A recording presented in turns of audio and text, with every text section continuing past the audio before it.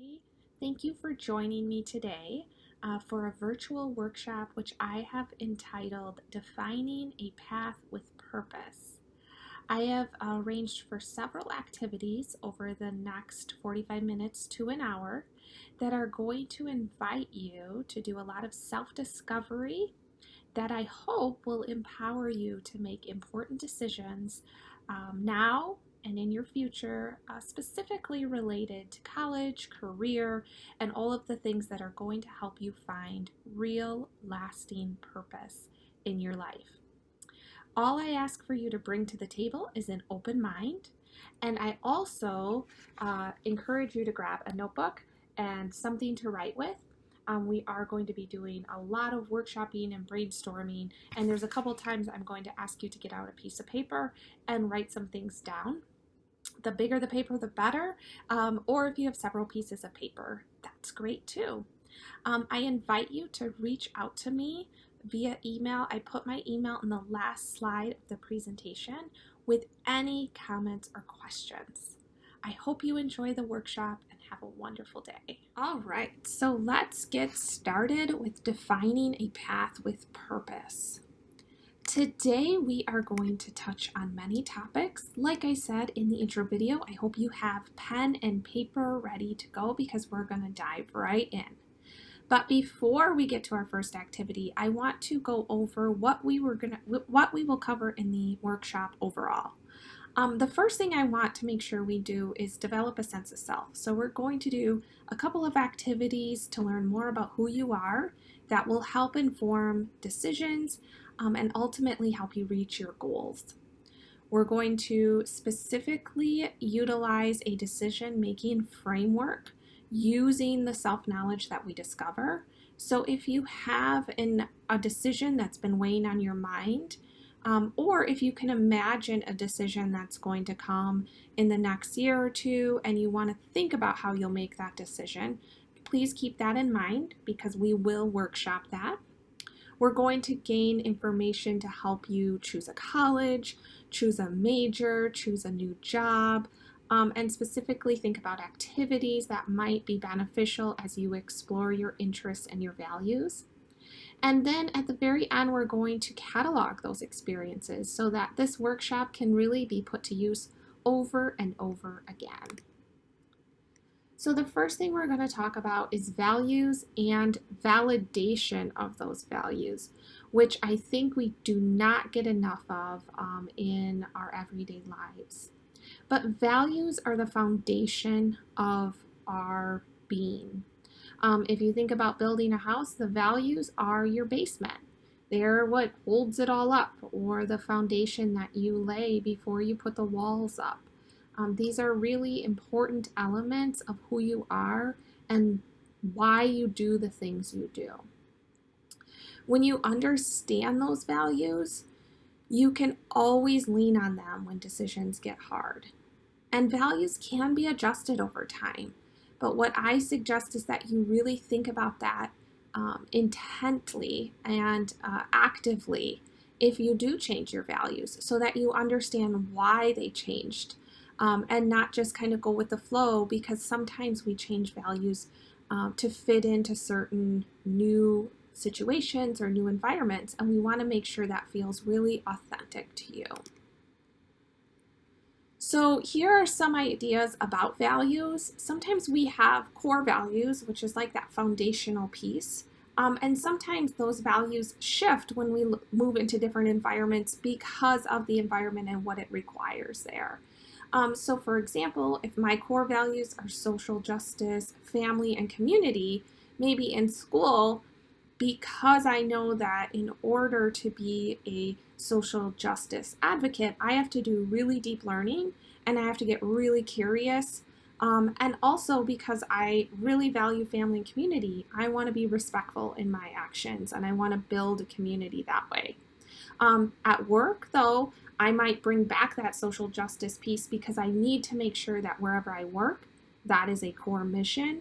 And I'm a creative person, just like I was curious in school. And I love teamwork because, of course, that kind of really helps me build that family and community approach that I so value in my life. So those are just some ways that values come out in different places. But today we're going to really focus on those core values, and from those you'll be able to glean the school and the work values, relationship values, etc. So the first thing we're going to do is we are going to find a list of values. I'm going to provide you one on the screen today, but just so you know, if you ever want to reenact this activity, you can just Google values list and Google Images will come up with a million for you to choose from. First, you're going to write down 25 values, and then I'm going to give you some time to eliminate those values down to 10. And then I'm going to show you how to use a grid to make the further elimination to really get to those top core values a little bit easier and more manageable, because I do know that sometimes it can be painful to have to eliminate values. It can feel very personal. So I want to make that as meaningful a process as possible. So the first thing we're going to do is switch over to the big values list. All right, so here we are with our big values list.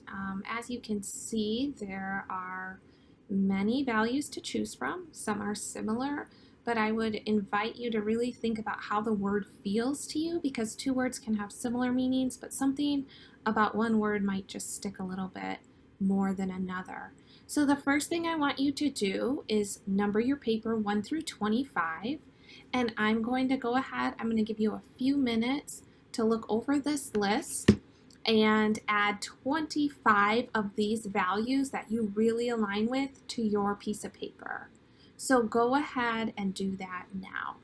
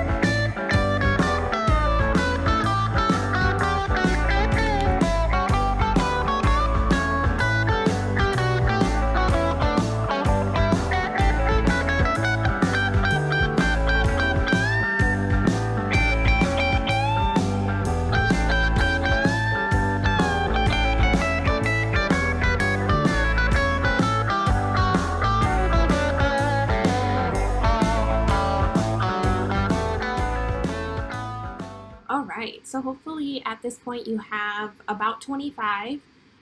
If you need to and you're able to pause the video, great, you can take more time. If not, just try to work at a pace that feels comfortable to you. Remember, you can always reenact this activity. So the next thing I want you to do is take that list and narrow it down to 10. So you're actually going to cross off 15 of those values. If you weren't able to get to 25 and you feel like you still have a good section to pick from, as long as you can get it down to 10 and you feel really good about your 10, that's all that matters. So I'm going to give you another couple minutes and you can go ahead and eliminate 15 of those values to get you to 10.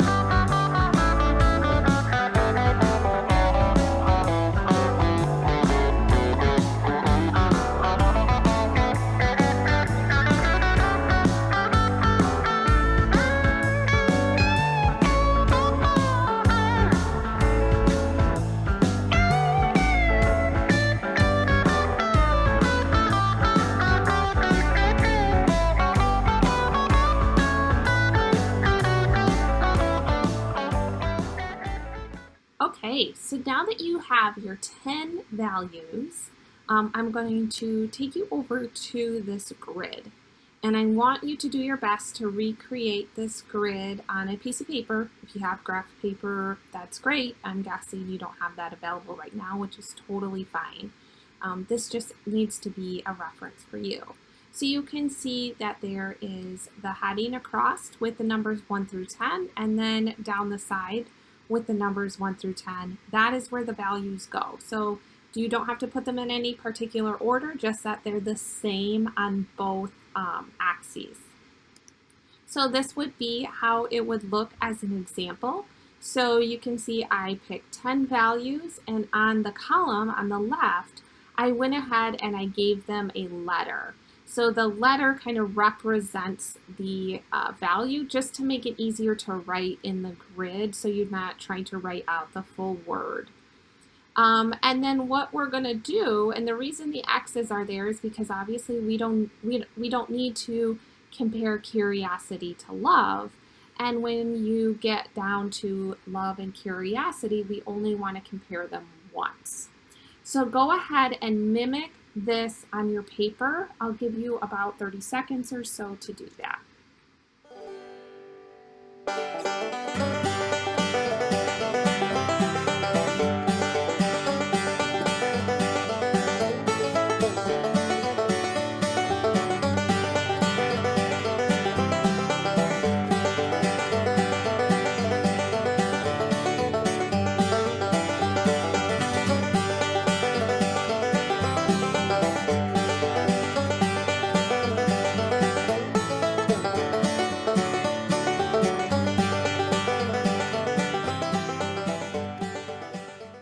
All right, now that you have them written in, what you're going to do is just go through the first line like I did, and you're going to compare curiosity and love.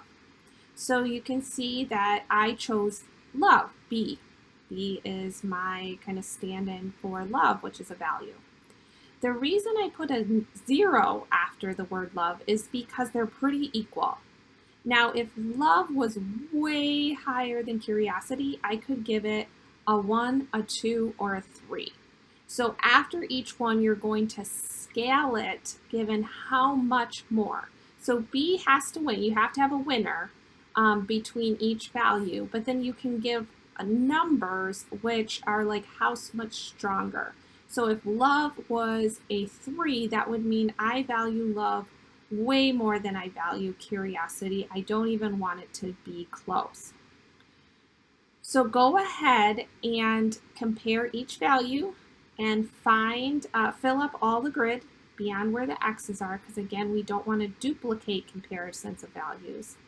When you're done, you're going to go ahead and add up the letters. So how many B's, how many A's, how many F's, how many G's. You're going to go ahead and give a total for each of those. The reason we have the numbers is if there's a tie. So if I have 5 A's and 5 H's, I can go ahead and add up those numbers, and that's going to show the strength that I associated with that letter. So I want you to go ahead and complete this activity. When you're done, what you should be left with is your top 3 values. If your top 1 value is much higher than the others, that's even better.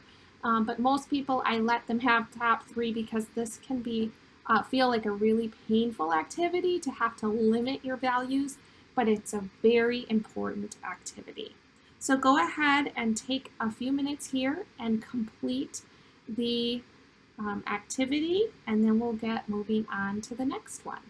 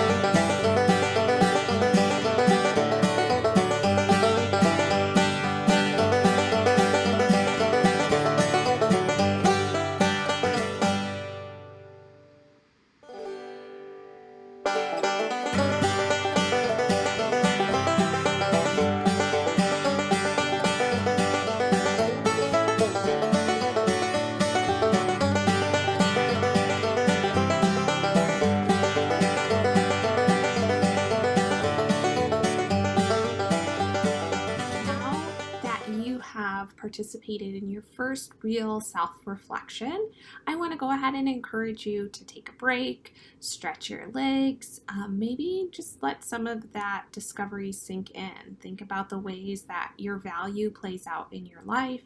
Talk to somebody about those values, or just kind of take a break and let everything sink in.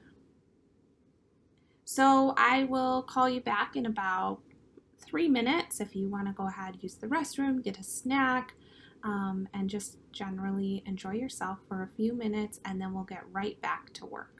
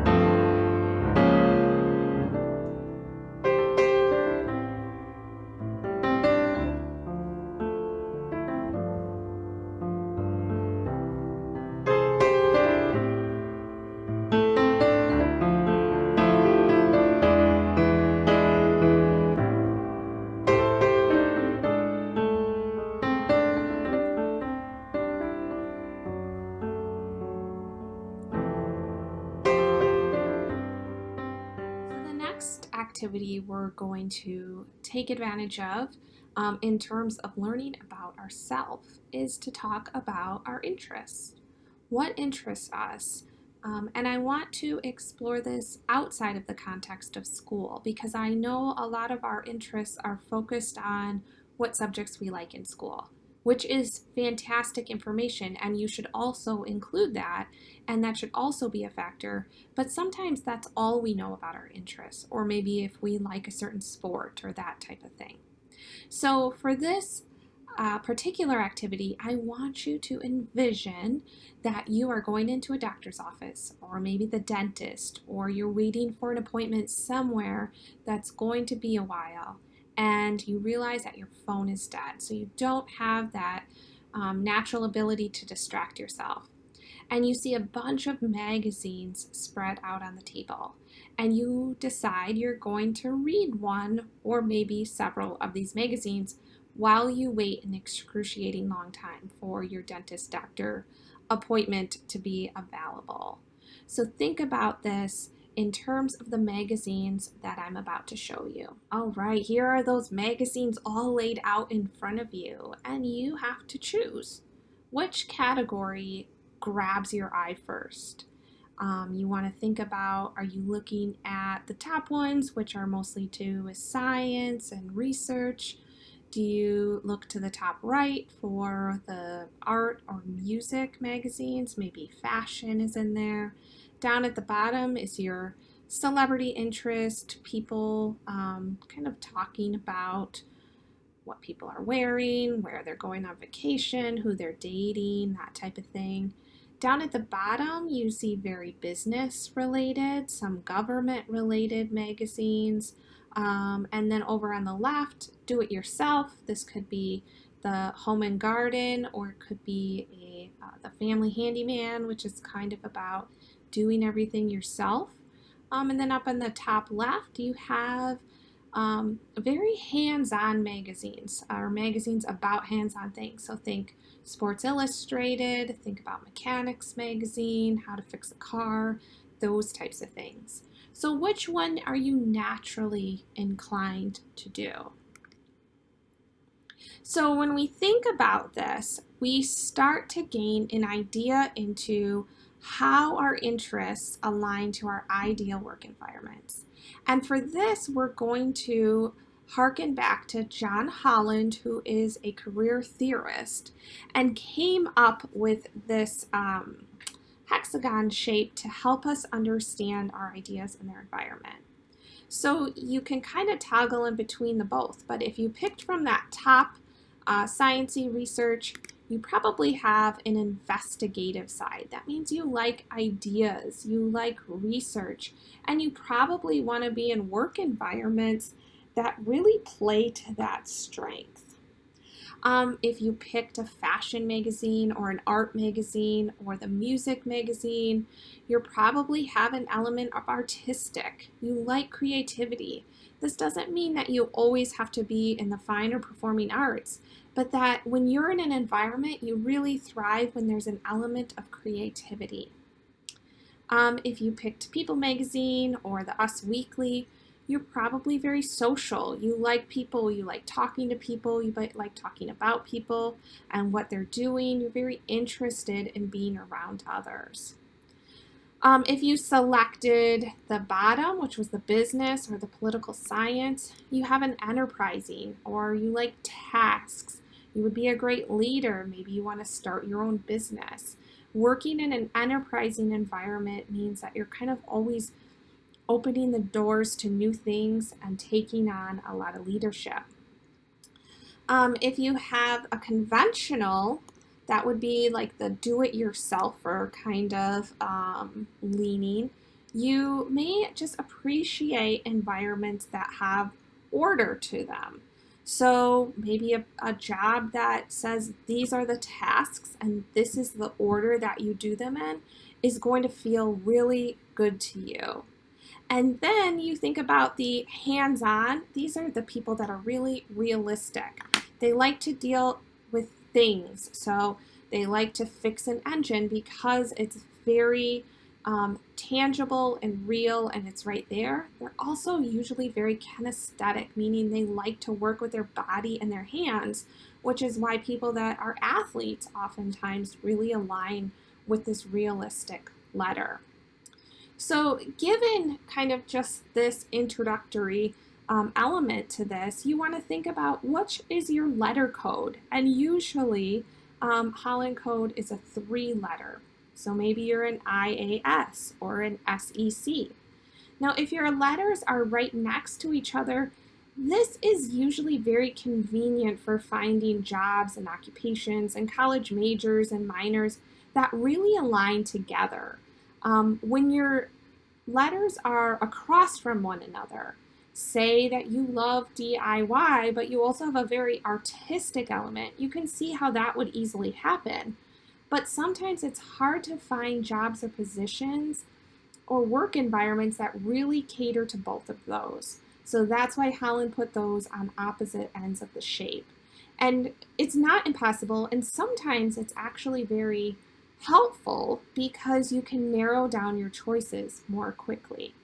So take a minute now and just jot down where you think your code falls given this little activity. All right, so now that you have an idea about your Holland code, I want you to keep that code in mind. But if this is of interest to you to explore a little bit further, you can go ahead and check out a free Holland code assessment. There's a lot of them online. You can take a few seconds now and write down the URL to one that I've used a couple different times that I think is really quick, easy to use, easy to understand, gives you a lot of great information. Once you understand your code, it can really be useful for you as you consider the types of work environments of any job or occupation or industry that you're considering going into. And if you have interest, but you don't do much with those interests, we want you to consider how you can set goals to improve your participation in activities that allow you to explore that. Because it's one thing to say this job really aligns with my interests, but if you haven't really dug into those interests, it's just maybe a hypothesis at that point. So we really want you to dig in and do some work. If you use the website ONET, if you just Google the word ONET, it's a Department of Labor website. What's really cool about ONET is that it allows you to search for jobs, and at the bottom of the job is actually the Holland code that matches with that job most closely. So this can be a great activity for you to start to do some career exploration in a way that really aligns to your self-discovery. So I would encourage you to do that. If you have any questions, my email will be there at the end, and I can certainly direct you to those websites, provide you a link to more research or more assessments. All right, so why don't you go ahead now, take a break. I want you to use the new knowledge you found about interest to consider maybe a club or an activity or a volunteer activity opportunity that you could do that would allow you to explore your interest in some way that you haven't before. And I will see you back here in about 2 minutes.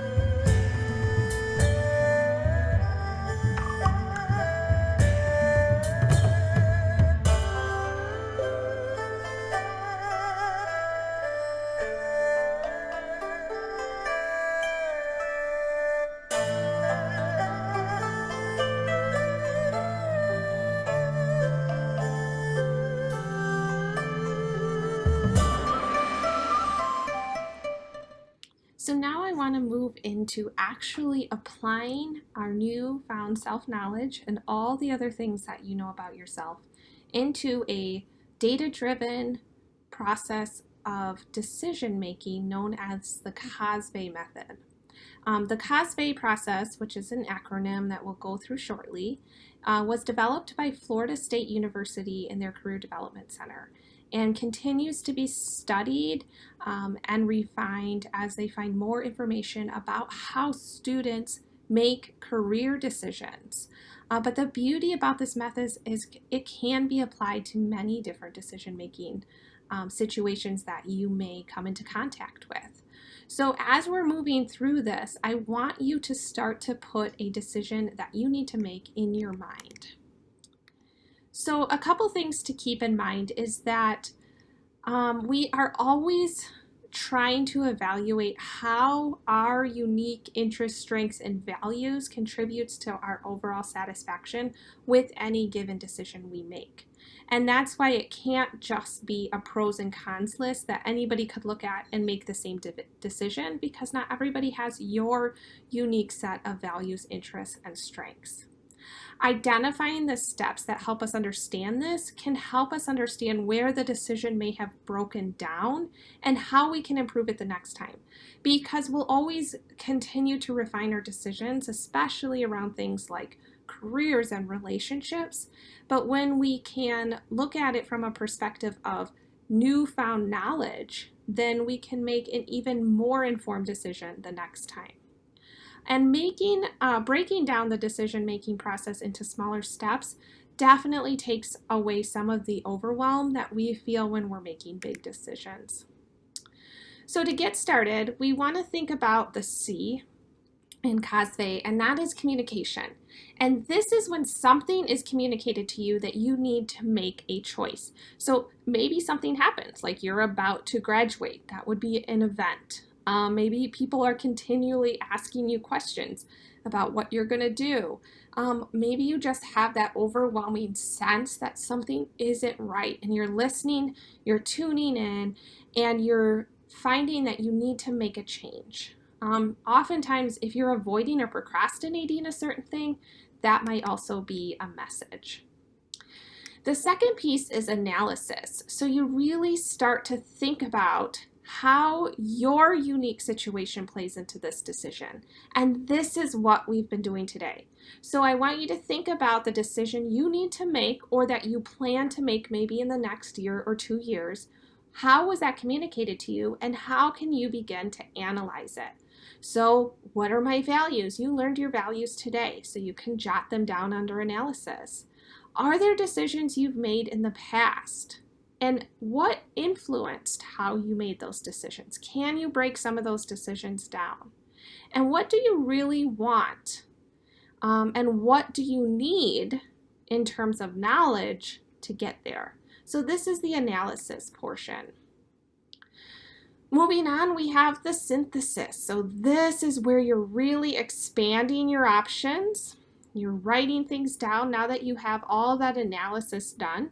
You're thinking about all of the various paths you can take, and I would encourage you to look at options that maybe didn't come to mind right away, but through analysis started to open up. And then you're going to start to narrow your choices. So once you feel really confident that your choices are in front of you, it becomes easier to do this crystallization process, we call this, where you're actually starting to narrow down because you can tune things out or rule them out based on your values. Next, we come to valuing. So this is the V in COSVE, and we're really looking at costs and benefits of any choice. Now, of course, this is always going to look different for every individual person. The same costs to you are going to be very different costs to somebody else, as are the benefits. And you can't ignore the fact that you are likely part of a family, a community, that there's other people that may be impacted by your decision. We don't want you to ignore that. We don't live in a vacuum.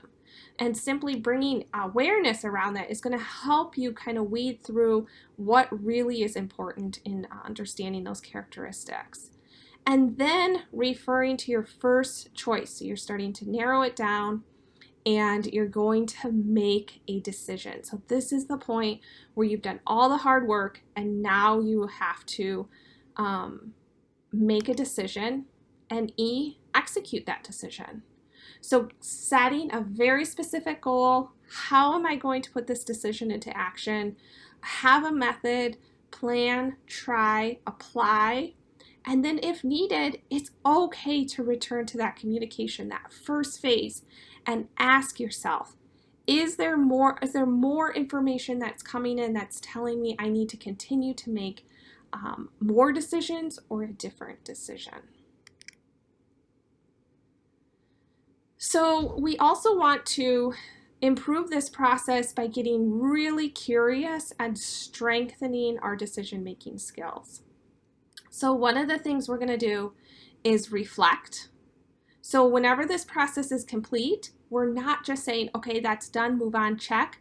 Instead, we're reflecting. What was really great about that process? What did I learn? What could have made it easier? Did I need more information? Go back. Don't feel like just because one of the steps was done and you thought, oh, that step is done, I don't need to do any more analysis. You can go back and you can do more analysis if you need to, especially if you have new sources or new information to use. Always repeat this process and don't be afraid to try something knowing that you may have to come back and refine the decision. It's okay, and imperfect action is often the way we get to the really great places in our lives. Definitely know who you can lean on and who you can process this with. So that might be a mentor, it might be a teacher, it might be a school counselor, it might be a parent or an aunt or an uncle, a cousin, somebody that you really trust that seems to be really good at thinking critically about things and making solid decisions. What have they learned over their lifetime? And always keep notes. It's a great thing to journal when you're trying to make big decisions, like if you are thinking about attending college, what you're going to major in, where you're going to go, what kind of career you want to pursue. Jot notes about that, your feelings and your thoughts, your ideas. Keep a notebook by your bed in case you wake up and you think that could be a really cool thing for me to do. Because all of this is going to help you process and analyze any given situation. So that is the decision-making model in a nutshell, and I hope you feel confident to continue to come back to this process. So now that we've really talked about decision-making and applying skills of self-knowledge, exploring things like our values and our interests, we really want to catalog what we learned together today. So the first thing we want to make sure you're noting is, what are those core values that you learned about yourself? Make sure that you write them down and then work to clarify how those values relate to your school, your personal career goals, and even the relationships you want to make or those that you really want to nurture. Write down what you learned about your interests and your Holland Code, and think about doing the onenetonline.org. That's where you can explore how your code shows up in different jobs. Write down as many ideas as possible about how you could explore those interests. This could include volunteering or different activities and clubs at school. So really dig in and think about how you can apply those interests in your life. And then utilize the decision-making model. Write it down, go through the process, be really intentional with your decisions. Anything that will affect your life 5 years from now is worth taking some time to reflect on and really think about intentionally. Keep learning about yourself. I can't emphasize this enough, but talk to your friends, help them learn about themselves too. Take inventories, work with the adults in your life that believe in you and can help you identify some of those unique strengths, interests, and values.